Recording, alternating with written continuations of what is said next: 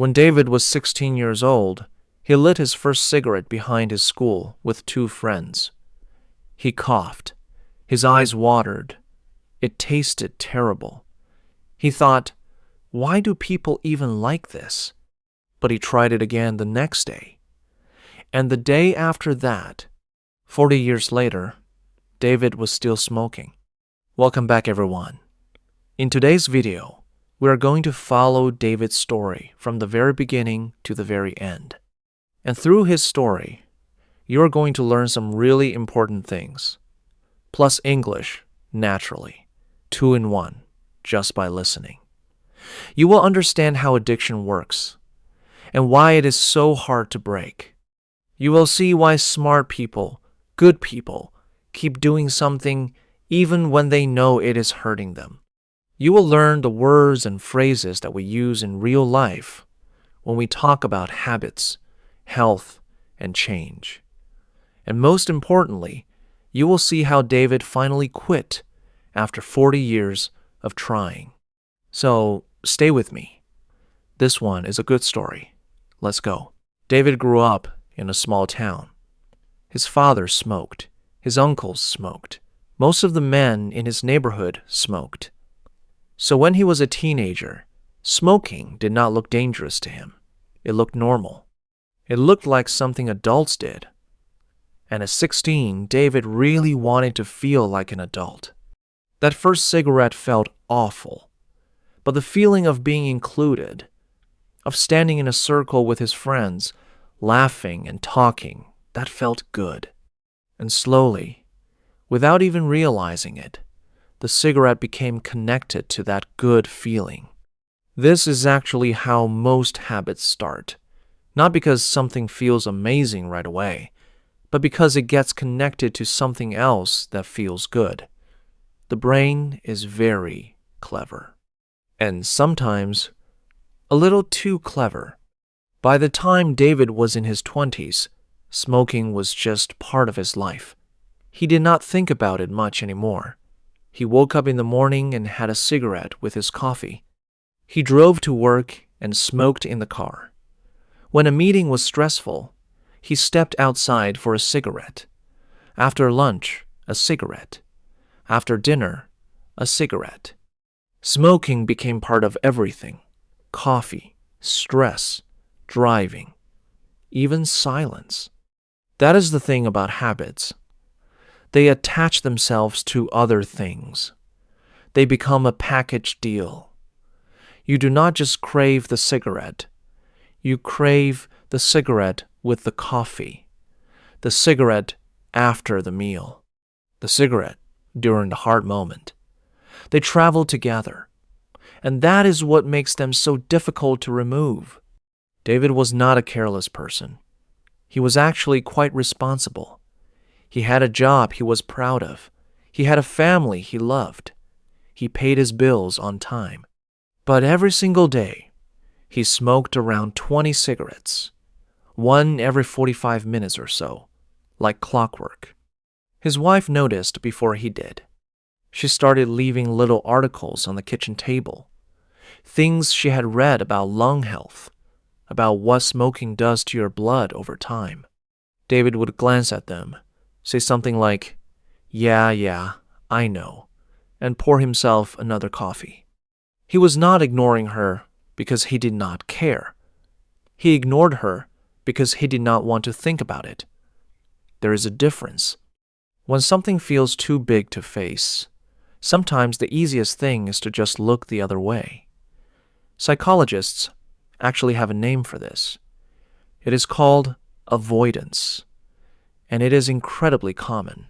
His daughter, who was about 8 years old at the time, once told him that he smelled like smoke. She said it the way only a child can completely honestly, without trying to be mean at all. Just a fact. "Daddy, you smell like smoke." David laughed it off. But that night, he stood in the bathroom and thought about it longer than he expected. He was 34 when he tried to quit for the first time. He threw away his cigarettes on a Sunday night. He felt strong. He felt decided. He told his wife, "I'm done. That's it." She smiled carefully because she loved him and she hoped he was right. He lasted 11 days. On the 12th day, something went wrong at work. A project he had been working on for months fell apart in one afternoon. He drove home, stopped at a gas station, and bought a pack without even fully deciding to. His hands just did it, almost automatically. This is called a relapse, and it is incredibly common with addiction. In fact, most people who successfully quit something do not quit on their first try, or their second, or even their fifth. Research shows that many people try to quit smoking 6 or 7 times before it actually sticks. 6 or 7 times. So, if you ever feel like you have failed because you tried and went back, just know that is not weakness. That is just how this works. David felt ashamed after that relapse, and the shame, strangely, made him smoke more, because stress makes you reach for what is familiar. And for David, cigarettes were the most familiar thing in the world. He tried again at 38. This time he used a nicotine gum. The idea behind nicotine gum is actually quite smart. Cigarettes are dangerous, mostly because of everything they burn and produce. The tar, the smoke, the thousands of chemicals. But nicotine itself is what the body is craving. So the gum gives you nicotine without the smoke. He tried again at 38. This time he used nicotine gum. The idea behind nicotine gum is actually quite smart. Cigarettes are dangerous mostly because of everything they burn and produce. The tar, the smoke, the thousands of chemicals. But nicotine itself is what the body is craving. So the gum gives you nicotine without the smoke. David chewed a lot of gum for about 3 months. He did pretty well, honestly. He was down to maybe 3 or 4 cigarettes a day. But then his mother got sick, and he was traveling back and forth to take care of her. And the routine he had built, the gum, the schedule, the small new habits, all of it broke apart, and he went back to smoking fully. Life has a way of doing that. Just when you're building something new, something difficult happens, and it knocks everything over, and you start again from zero. Or at least it feels that way. At 45, he stopped for 6 whole months. 6 months. That was his longest stretch. He had used a nicotine patch that time, which is a small sticker you put on your skin. It releases nicotine slowly into your body through the day, so the cravings are lower. He also started going for evening walks, just 10 or 15 minutes after dinner.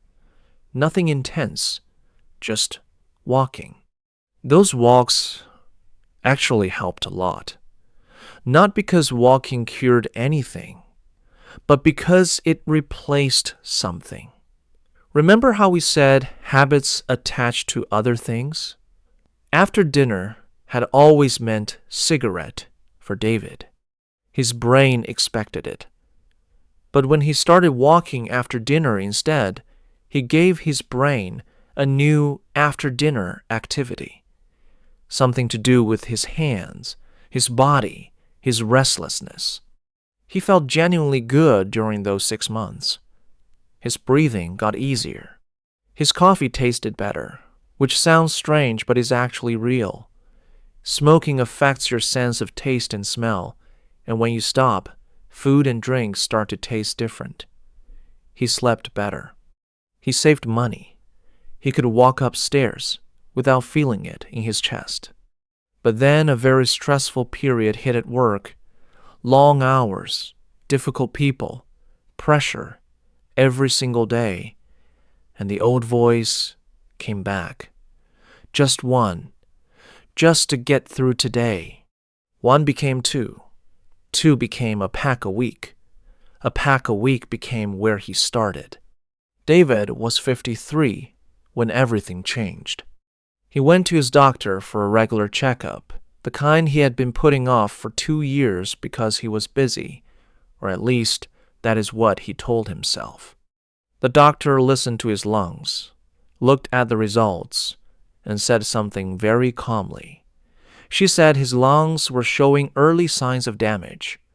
Not a crisis, not an emergency, but a clear warning. The kind of warning that does not come twice.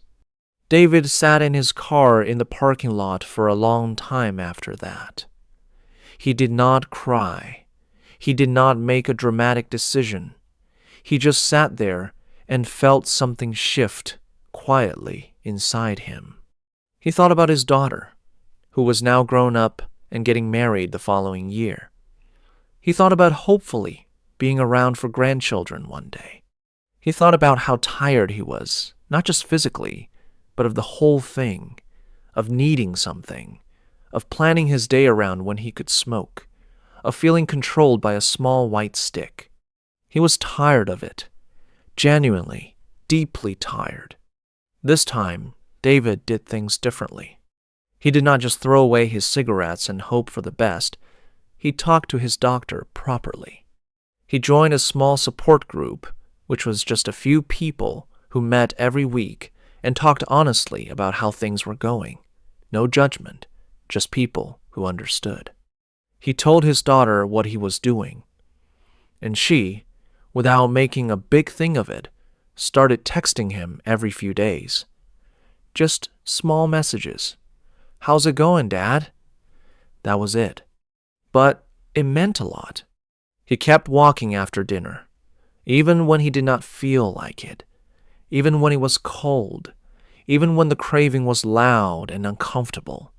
He walked through the craving instead of sitting with it. And he noticed something. Cravings, as powerful as they feel, usually only last about 3 to 5 minutes at their peak. If you can move, breathe, or distract yourself for just a few minutes, they pass.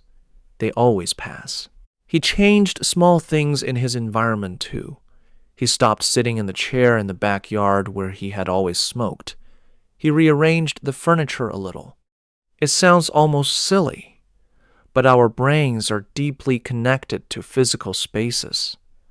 Changing the environment, even in small ways, helps break the automatic behavior. He was not perfect. There were hard days. There were days he really, really wanted one, but he did not go back. 2 years later, David still had moments. Sometimes the smell of someone else's cigarette on a cool evening would bring something back. Not exactly a craving, but a memory of something familiar. Almost like nostalgia for a bad relationship. But he breathed easier. He walked faster. His grandchild, born just 8 months earlier, had a grandfather who could get down on the floor and play without coughing. He did not talk about quitting like it was a victory he won once. He talked about it like something he kept choosing, every day, choosing differently. That is actually a healthier way to think about it. Not I beat it, more like I keep choosing something better. And that is David's story. If you made it to the end, honestly, well done. Because that was a full, real story in natural English.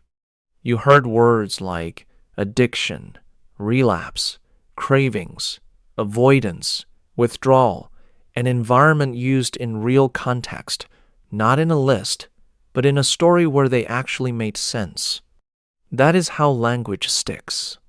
Through stories, through emotion, through things that feel real. If this kind of video helped you, let me know in the comments. And tell me, do you think you could have quit like David? Or do you think it would have been even harder? I'm curious what you think. See you in the next one.